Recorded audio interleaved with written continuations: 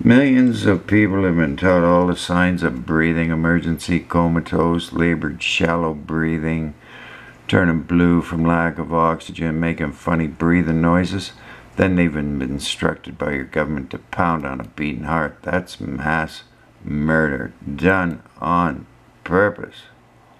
And the opioid crisis continues to ravage many communities in the U.S. 5-year-old child knows it's wrong. The U.S. Surgeon General says Americans should be as prepared to handle an opioids overdose as they would be to administer CPR. Today, the Surgeon General is issuing an advisory urging more Americans to carry the medication naloxone. It's also called Narcan, and it's the drug first responders use to reverse an opioid overdose.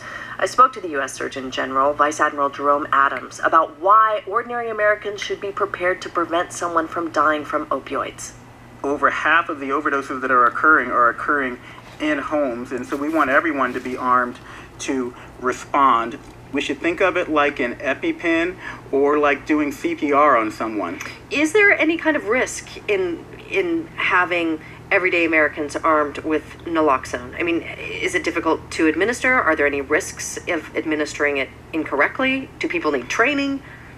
One of the things that we're doing is working with pharmacies, working with providers, working with the American Medical Association and the nursing associations to increase training on how to administer naloxone in homes. But overall, and I'm an anesthesiologist who's administered naloxone many times myself, it is easy to use, and 49 out of 50 states have standing orders for people to be able to access and use naloxone in the home setting because it is a safe drug where the benefits definitely outweigh the risk, particularly in the midst of an epidemic. What about paying for it? I mean, this is a medication that costs around $40 a dose, I think. The company has doubled the price in recent years, one of the primary manufacturers. Some devices that you use to administer naloxone cost as much as $600.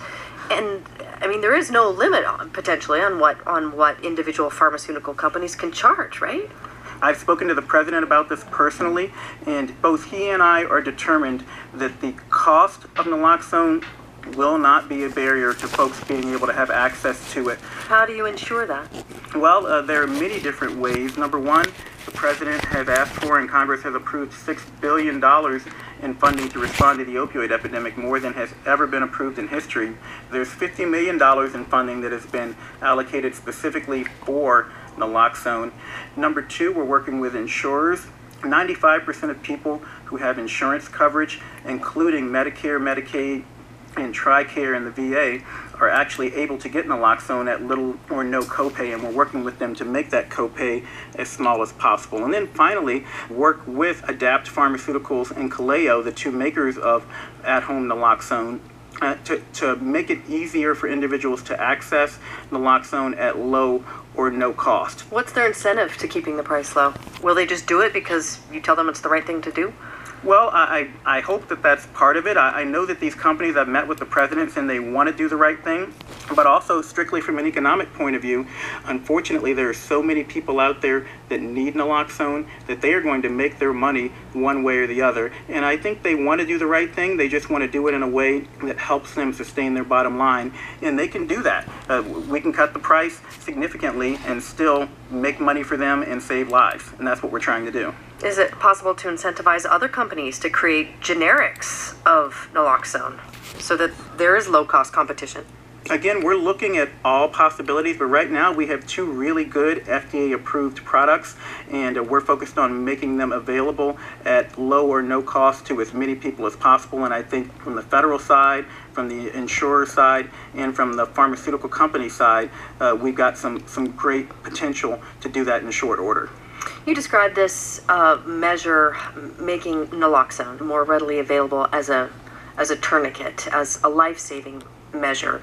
You acknowledge that the key, though, is figuring out what to do with that person after this emergency crisis. Like, yes, you can administer this and they can live another day, but how do you make sure that person doesn't overdose 24 hours later? Well, folks want to say, unfortunately, in far too many cases, that the individual has failed. But when a person is coming in for multiple overdoses, I see that as a system failure.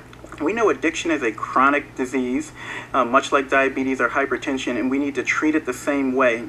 So I'm focused as Surgeon General on making sure everyone sees addiction not as a moral failing, but as a chronic disease, and that we have good evidence-based treatment, including medication-assisted treatment, available for individuals with a warm handoff right from the overdose. We can't have someone overdose and then send them out onto the streets at 2 a.m. because they're going to run.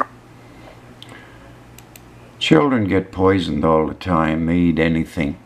Poisoning drug overdose is the same thing. They're killing mostly non-drug overdoses with this. Unbelievable. And a child knows that's murder. Plain and simple.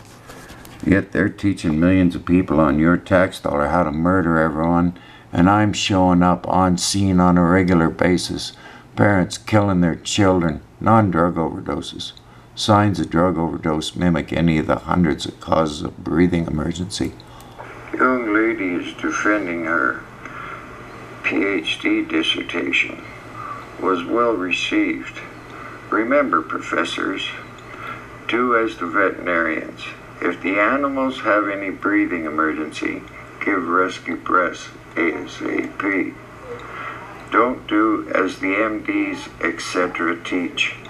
Comatose, hypoventilatory, cyanotic, Cheyne-Stokes respiration, meiosis. Then instruct millions, deny respiratory assist, give cardiac compressions, a beating heart. The sheeple are eagerly following orders. You could wind up next needlessly in a morgue or left in a vegetative state, oxygen deprivation. I knew at her age they're teaching millions of murders. Animals have been observed giving their friends rescue breaths. Read comment box for medical information and then think.